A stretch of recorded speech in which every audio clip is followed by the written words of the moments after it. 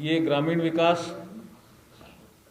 के लिए बहुत महत्वपूर्ण चुनाव होते हैं और पंचायती राज संस्थाओं को मजबूत बनाने की दिशा में भी जो संविधान में उल्लेखित है उसके क्रम में भी ये बहुत महत्वपूर्ण चुनाव होते हैं। पिछले 2 सालों में ग्रामीण विकास में कांग्रेस ने कुछ नहीं किया। यही एक काला चिट्ठा लेकर के हम आपके बीच में उपस्थित हुए हैं। 1-2 उदाहरण से आपको चीज़ें समझ में भी आएगी और कुछ डिटेल में अलका जी आपसे मुखातिब होगी। देखिए, मैं समझाने की कोशिश कर रहा हूँ। प्रधानमंत्री आवास योजना, ये प्रधानमंत्री जी की ही नहीं, इस देश में जो बेघर हैं उनको 2022 तक घर उपलब्ध कराने की एक महत्वपूर्ण योजना। कांग्रेस को लगा कि इस योजना से गांव में भी भारतीय जनता पार्टी बहुत लोकप्रिय हो रही है और मोदी जी लोकप्रिय हो रहे हैं, तो इसको कैसे तोड़ा मरोड़ा जाए। तो उन्होंने क्या किया, पहले तो सिलेक्शन प्रोसेस में कमेटी थी। जब भारतीय जनता पार्टी प्रदेश में शासन में थी तब एक कमेटी थी। उस कमेटी के माध्यम से जो सामाजिक आर्थिक सर्वेक्षण था उस सूची के अनुसार नाम सेलेक्ट होकर के जिला परिषदों से जाते थे। अब इन्होंने सरपंचों को अधिकार दे दिया। तो कमेटी के बजाय सरपंचों को अधिकार देना, और सरपंच ने देखा भी राज किसका है, उसके अनुरूप उन्होंने उसको तोड़ना मरोड़ना शुरू किया सूची को। अब उसमें भी कुछ किस्तें अटकी इनकी, क्योंकि वो टैली नहीं हुई। क्योंकि सामाजिक आर्थिक सर्वेक्षण में तो क्रम संख्या 1 पे था, इन्होंने कह दिया वो 12 रहता है, तो जो क्रम संख्या 7 पे था उसका घर मंजूर हो गया। तो ऊपर वाले तो पूछेंगे ना भी 7 नंबर वाले क्रम का क्यों हुआ, इनका जवाब सही आया नहीं, तो कुछ तो वहाँ अटका। इन्होंने कुछ अपना हिस्सा जो 40% इनको देना होता है, आपको जानकर आश्चर्य होगा कि 2,60,000 घर बने हुए इंतजार कर रहे हैं किस्तों के लिए। इन्होंने अपना 40% हिस्सा नहीं दिया। ये कांग्रेस सरकार की 2 साल में देन है। और जिनका एफटीओ जारी हो गया करीब 800 करोड़ के आसपास का, उनके भी पेमेंट नहीं हुआ। ये इनकी ग्रामीण विकास में प्रधानमंत्री आवास योजना में इनका ये हाल है। दूसरा मैं सुनाना चाह रहा हूं, घर घर जिनके बिजली के कनेक्शन नहीं थे उनके कनेक्शन होने थे, ढाणी ढाणी कनेक्शन होने थे और हुए भी हैं। ये 2019 के चुनाव में भी बड़ा मुद्दा था, पर वो योजना थी पंडित दीनदयाल उपाध्याय ग्राम ज्योति योजना। इस योजना से इनको क्या पीड़ा है कि मोदी जी ने इसका नाम बदला। ये लोकसभा में बहस के दौरान भी आया मुद्दा, लेकिन मोदी जी ने खाली नाम ही नहीं बदला, मोदी जी ने स्केल भी बदला और स्पीड भी बदली। बजट ही बहुत कम होता था राजीव गांधी ग्रामीण विद्युतीकरण योजना में, सर्वे प्रॉपर नहीं होता था, तो इसका स्केल बदला, स्पीड बढ़ाई और इसका नाम हुआ पंडित दीनदयाल उपाध्याय ग्राम ज्योति योजना। और आपने देखा होगा गांव में जो लोग रहते हैं, मैं भी गांव से भी कई दिनों से दौरे से आ रहा हूं, लोग कहते हैं तो साहब कनेक्शन हो रहे थे घर घर। सौभाग्य योजना में भी हो रहे थे जिनके बिजली के कनेक्शन नहीं थे, और ढाणी ढाणी जिनके कनेक्शन नहीं थे उनके कनेक्शन हो रहे थे, खंभे लग रहे थे। राजीव गांधी ग्रामीण विद्युतीकरण योजना में तो एक खंभा भी नहीं मुश्किल से लगता था, बजट नहीं होता था। इसमें खूब बजट मोदी जी ने दिया। इन्होंने इस योजना की ब्रेक क्यों लगाए, क्योंकि ये योजना पंडित दीनदयाल उपाध्याय ग्राम ज्योति योजना पंडित दीनदयाल उपाध्याय के नाम से है। तो इनको लगा ये तो बीजेपी के मेंटर हैं, भारतीय जनसंघ के मेंटर थे, ये पॉपुलर हो रहे हैं, तो उन्होंने इस योजना का सर्वे कराना ही बंद कर दिया। अरे भाई, गांव के लोगों से क्यों आपका बैर है? जिस ढाणी में कोई आदमी बैठा है जिसके बिजली का कनेक्शन नहीं है, उसमें बिजली का कनेक्शन हो जाएगा, आपको क्या प्रॉब्लम है भाई? ये काला चिट्ठा कांग्रेस का। एक योजना जो 15 जिलों में लागू है वो है श्यामा प्रसाद मुखर्जी रू अर्बन। एक योजना है जिसमें इंफ्रास्ट्रक्चर भी खड़ा होता है, गांव में जो सेल्फ हेल्प ग्रुप है उनके लिए मार्केटिंग सुविधा भी है, कोई बड़ा तालाब है तो उसको ठीक करने का प्रावधान भी है, कोई वहाँ आइटम बनता है तो उसको ग्रामीण हाट जैसे स्थापित करने की भी योजना है। कहीं 20 लाख किसी गांव में 50 लाख, ये 15 जिलों में राजस्थान में ही लागू है। लेकिन वो योजना भी डॉक्टर श्यामा प्रसाद मुखर्जी के नाम पे है, इसलिए जो काम हो गए थे बीजेपी के राज में, काम हुए काम के बिल ट्रेजरी में अटका दिया। आप देखिए कैसा कुप्रबंधन है, और ट्रेजरी ऑफिसर को कह दिया कि इनका पेमेंट नहीं करना है। ये काला चिट्ठा।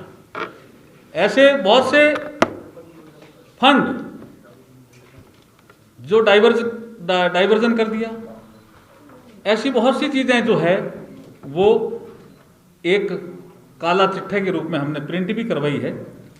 और हम ये स्पष्ट रूप से कह रहे हैं कि इन 2 सालों में जो कांग्रेस के सत्ता के 2 केंद्र रहे, या तो उसके कारण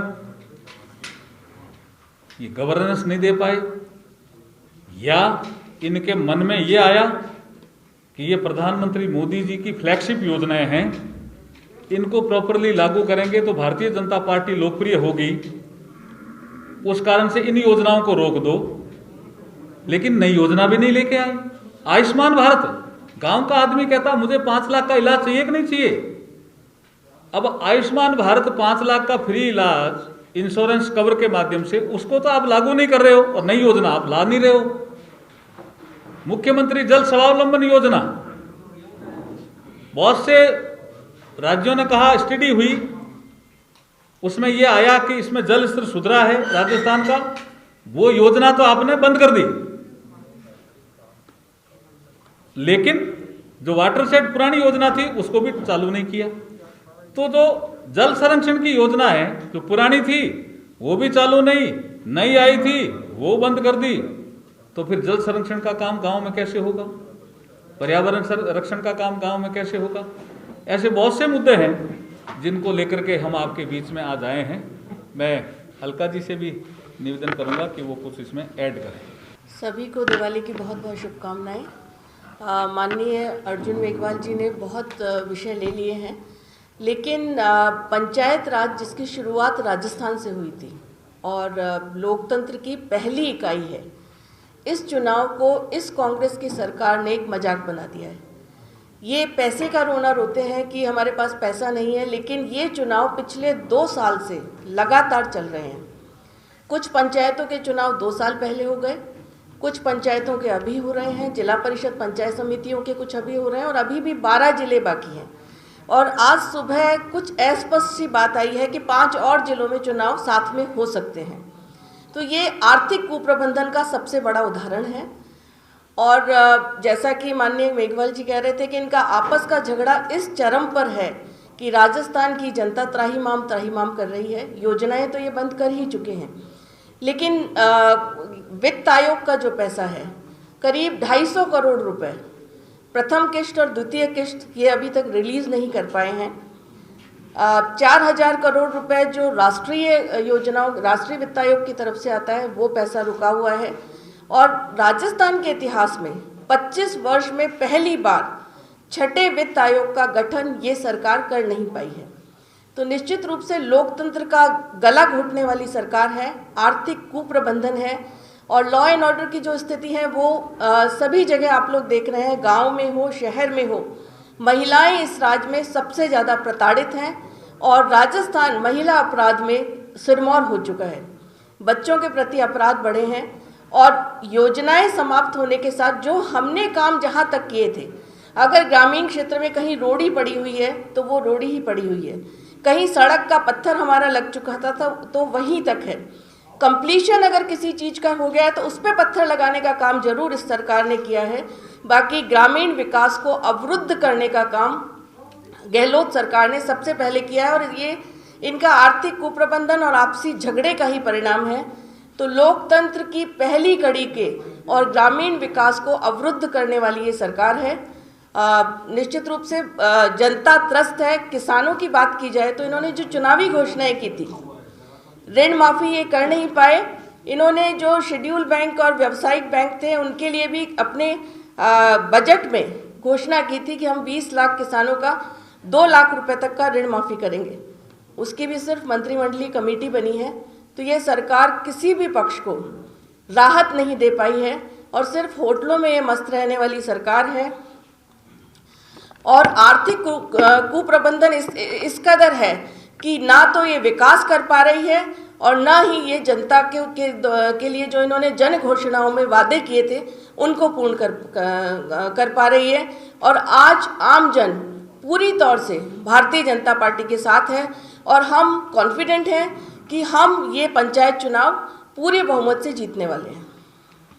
जी भाई साहब, आपके कुछ भाई साहब, हाँ, आप मुझे ये बताएं कि केंद्र सरकार ने ग्रामीण विकास के लिए बिना नाम बदले हुए कौन सी योजना को बड़ा ही धरातल ये प्रधानमंत्री आवास योजना प्रधानमंत्री के नाम से है, सबसे बड़ी योजना है। तो इंदिरा गांधी आवास योजना पहले से चल रही नहीं, वो इंदिरा आवास में क्या था, एक ग्राम पंचायत में 1 या 2 टारगेट। प्रधानमंत्री आवास मोदी जी ने अपने नाम से नहीं रखा, प्रधानमंत्री आवास है, प्रधानमंत्री आवास है। मैंने एक मिनट, नरेगा नहीं, प्रधानमंत्री है ना, तो प्रधानमंत्री तो कोई हो सकता है ना। भाई साहब, सवाल मेरा ये है कि अच्छा एक मिनट, आप भी गांव में रहते हो ना, एक मिनट, इंदिरा आवास मैं बता देता हूँ।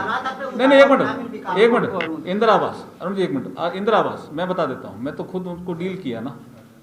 एक गांव में 1 या 2 टारगेट, ठीक है, ज़्यादा 3 टारगेट, 3 किस्तों में पैसा, 4 साल पैसा नहीं मिलता। मोदी जी ने क्या किया, प्रधानमंत्री आवास किया, अपने नाम से नहीं। उसका टारगेट एक गांव में 100, 150 राशि पहले इंदिरा आवास में मिलती थी 50,000 के आसपास, इसमें राशि मिलने लगी 1.5 लाख और 1 साल में 100 मकान बन जाते थे कंप्लीट। और जियो टैगिंग कर दी, ये नहीं कहा कि वीडियो सर्टिफिकेट भेजेगा तो आपका पैसा आएगा, बोला वीडियो की भी जरूरत नहीं है, जो इस मकान में रह रहा है वो खुद फोटो खींचे और फोटो भेज दे हमें। तो जियो टैगिंग से वहाँ नरेंद्र सिंह तोमर साहब के यहाँ पूरा एक कंप्यूटर सिस्टम लगा हुआ है सर्वर के माध्यम से, जैसे ही वो फोटो खींचता, अच्छा खेमाराम बेरा सर के इनका मकान बन गया, वहाँ के किस्त जारी हो जाती थी। ये टेक्नोलॉजिकल चेंज, ये चेंज मोदी जी ने किया, इस कारण से सीधा पैसा ग्रामीणों को मिला। आपका ये उज्ज्वला खुद की योजना ही है, उजाला खुद की योजना ही है। चलिए साहब, और ऐसा है कि राजस्थान में दलितों के मतिया कैबिनेट मंत्री भवनलाल मेघवाल जी का निधन हो गया, तो वो आए हुए थे राजस्थान प्रभारी कांग्रेस के, वो भी नहीं गए वहाँ पे और न मुख्यमंत्री गए। तो इसको आप किस नजरिए से देखते हैं? वोटों के लिए तो ये लोग कांग्रेस के नेता जाते हैं, हम दलितों के मतिया। देखिए, ये मैं आपको बता दूं कि दलित समाज भी अब अंगड़ाई ले रहा है और समझ रहा है। अनुसूचित जाति, अनुसूचित जनजाति वर्ग ये मान रहा है कि कांग्रेस ने हमारे वोटों को तो बहुत लिया, लेकिन हमारे हितों की वो सुरक्षा या रक्षा नहीं की जो करनी चाहिए।